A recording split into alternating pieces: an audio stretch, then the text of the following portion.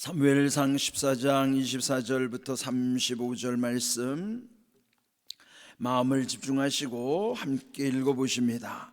이날에 이스라엘 백성들이 피곤하였으니 이는 사울이 백성에게 맹세시켜 경계하여 이르기를 저녁 곧 내가 내 원수에게 보복하는 날 때까지 아무 음식물이든지 먹는 사람은 저주를 받을지어다 하였음이라. 그러므로 모든 백성이 음식물을 맛보지 못하고 그들이 다 수풀에 들어간즉 땅에 꿀이 있더라. 백성이 수풀로 들어갈 때에 꿀이 흐르는 것을 보고도 그들이 맹세를 두려워하여 손을 그 입에 대는 자가 없었으나 요나단은 그의 아버지가 백성에게 맹세하여 명령할 때에 듣지 못하였으므로 손에 가진 지팡이의 끝을 내밀어 벌집에 꿀을 찍고 그의 손을 돌려 입에 대매 눈이 밝아졌더라. 그때에 백성 중 한 사람이 말하여 이르되 당신의 부친이 백성에게 맹세하여 엄히 말씀하시기를 오늘 음식물을 먹는 사람은 저주를 받을지어다 하셨나이다. 그러므로 백성이 피곤하였나이다 하니 요나단이 이르되 내 아버지께서 이 땅을 곤란하게 하셨도다. 보라, 내가 이 꿀을 조금을 맛보고도 내 눈이 이렇게 밝아졌거든. 하물며 백성이 오늘 그 대적에게서 탈취하여 얻은 것을 임으로 먹었더라면 블레셋 사람을 살육함이 더욱 많지 아니하였겠느냐. 그날의 백성이 믹마스에서부터 아얄론에 이르기까지 블레셋 사람들을 쳤으므로 그들이 심히 피곤한지라. 백성이 이에 탈취한 물건에 달려가서 양과 소와 송아지들을 끌어다가 그것을 땅에서 잡아 핏째 먹었더니 무리가 사울에게 전하여 이르되 보소서, 백성이 고기를 핏째 먹어 여호와께 범죄하였나이다. 사울이 이르되 너희가 믿음 없이 행하였도다. 이제 큰 돌을 내게로 굴려오라 하고 또 사울이 이르되 너희는 백성 중에 흩어져 다니며 그들에게 이르기를 사람은 각기 소와 양을 이리로 끌어다가 여기서 잡아먹되 핏째로 먹어 여호와께 범죄하지 말라 하라 하매 그 밤에 모든 백성이 각각 자기의 소를 끌어다가 거기서 잡으니라. 사울이 여호와를 위하여 제단을 쌓았으니 이는 그가 여호와를 위하여 처음 쌓은 제단이었더라. 아멘. 어제 묵상했던 말씀은 위기에 처했던 이스라엘이었지만은 그러나 요나단의 용기 있는 행동 그리고 그 요나단의 믿음 가운데 하나님이 함께 하심으로 그 상황이 완전히 뒤집어졌다 그랬어요. 대반전이 일어나서 결국은 그 블레셋을 이제 완전히 제압하고 승리하는 과정이었어요. 그런데 오늘 읽은 말씀은 그 요나단의 아버지 사울 왕의 어리석은 판단으로 인하여 또 다른 반전의 역사가 일어나죠. 그런 안 좋은 결과를 낳게 되는 것입니다. 오늘 읽은 24절을 보면은 이날에, 그러니까 이날은 뭐예요? 지금 블레셋과의 전쟁 중이지만은 그래도 이기고 있는 좋은 형편이었어요.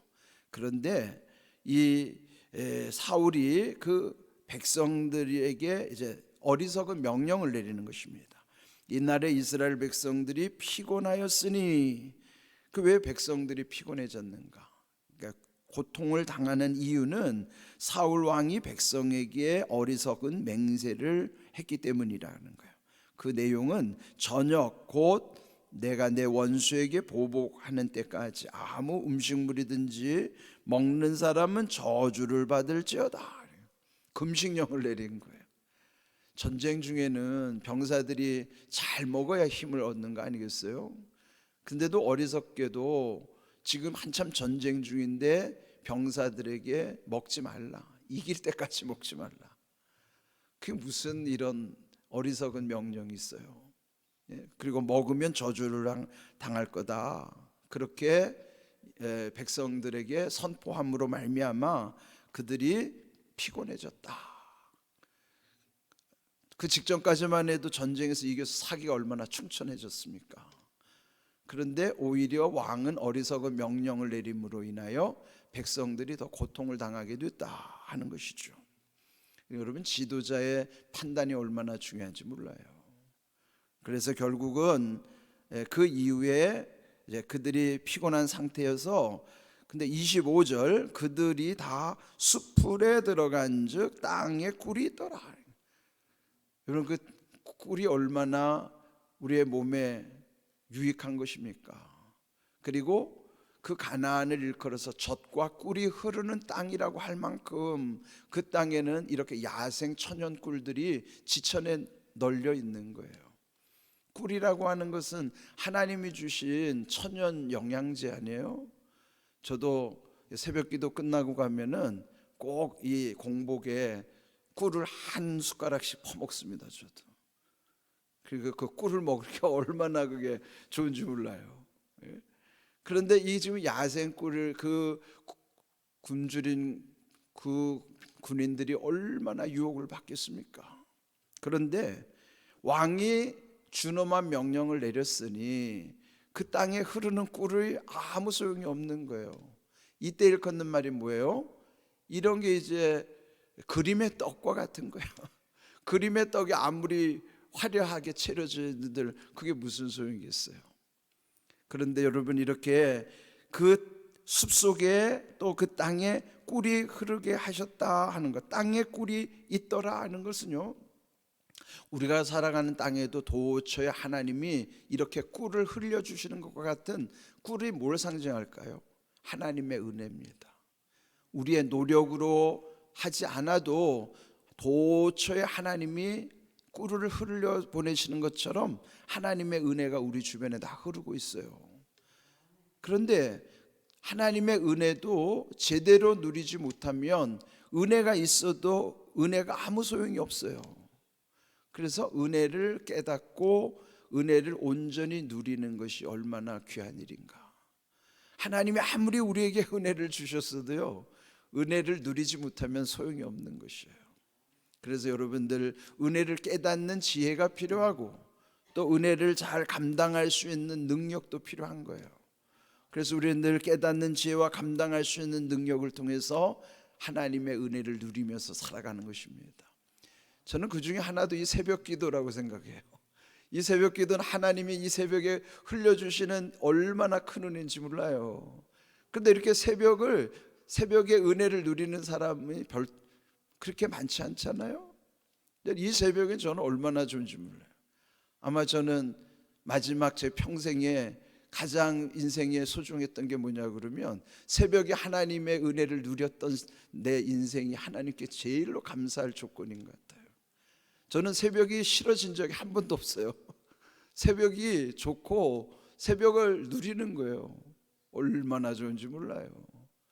그런데 이렇게 땅에 꿀이 흐르는데도 그걸 먹을 수 없으니, 그런 까닭은 26절 그 숲풀로 들어갈 때에 꿀이 흐르는 것을 보고도 맹세를 두려워하여 입에 대는 자가 없었다.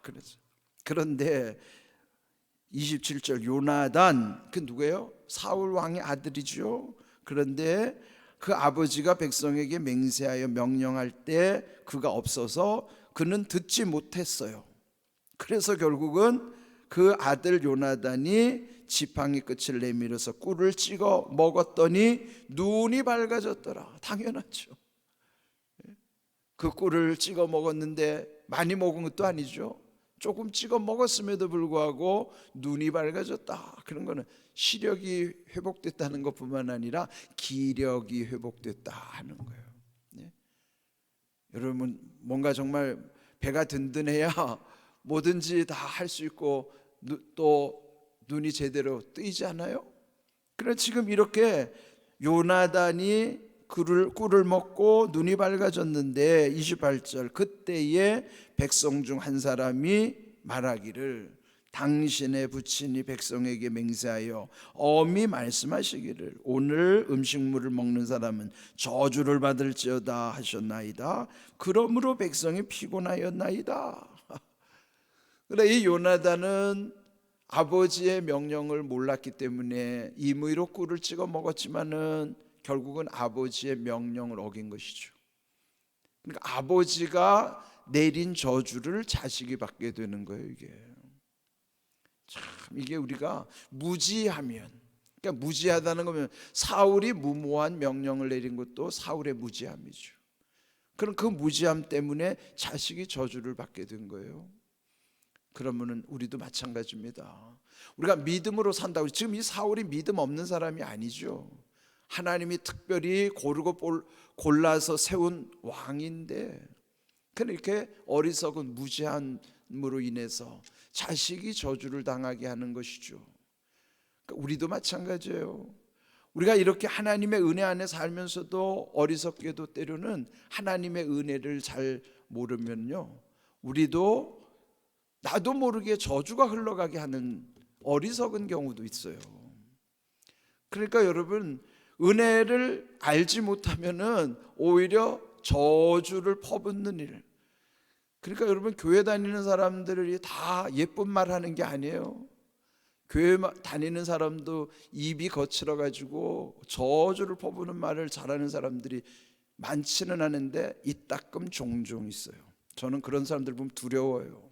어떻게 저렇게 쉽게 저런 저주의 말을 할까? 결국 자기가 다 당할 건데. 그러니까 여러분, 이게 말이 중요합니다. 지난번에 말씀드린 것처럼 잠언 25장 11절, 경우에 합당한 말은 아로 새긴 은쟁반의 금사관이라, 그런 거예요. 지금 이 사울이 말한 거는 경우에 합당한 말이 아닌 거예요. 금식이 나쁜 게 아니죠. 금식도 때에 맞아야지, 경우에 합당한 금식을 해야지 아무 때나 금식하는 게 아니에요. 예수님도요, 금식을 아무 때나 하지 않았어요. 그리고 예수님은 늘 먹는 걸 좋아해가지고 바리새인들이 예수님을 뭐라고 비난했죠? 먹기를 탐하는 자라고 조롱했어요. 그때 예수님 뭐라고 그랬습니까? 지금은 즐기는 때고 금식할 때가 오나니, 그 뭐예요? 신랑을 잃어버릴 때는 금식하라는 거예요. 우리에게 금식해야 될 이유는 신랑 예수를 잃어버릴 때, 잊어버릴 때, 내가 너무도 신랑 예수님을 떠나 있고 잊어버리고 잃어버린 순간이면 그 사람 금식해야 돼요. 예수님 잃어버린 사람 금식해야 됩니다. 금식은 아무 때나 하는 게 아니에요. 예수님 말씀을, 지금은 금식할 때가 아니다. 예수님의 은혜 안에 있는 사람은 금식 안 해도 돼요.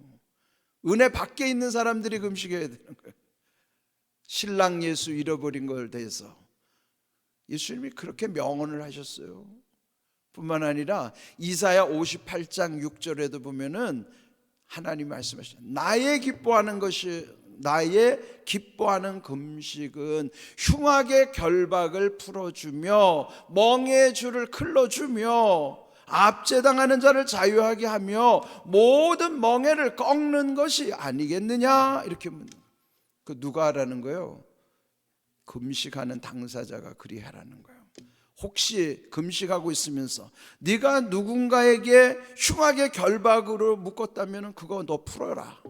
그건 뭐예요? 내가 지금 상처받았다고 하면서 내 안에서 온갖 증오와 미움의 저주를 품고 있으면 그거 다 거두어 드리라는 거예요. 흉하게 결박, 멍에의 줄, 압제, 또 모든 멍에, 그거 먼저 풀어주고 끌어주고 꺾어라는 거예요. 누가 해야 되는 거예요? 금식하는 당사자가 먼저 하란 말이에요. 내가 먼저 그렇게 해야 그게 하나님이 기뻐하는 금식이에요.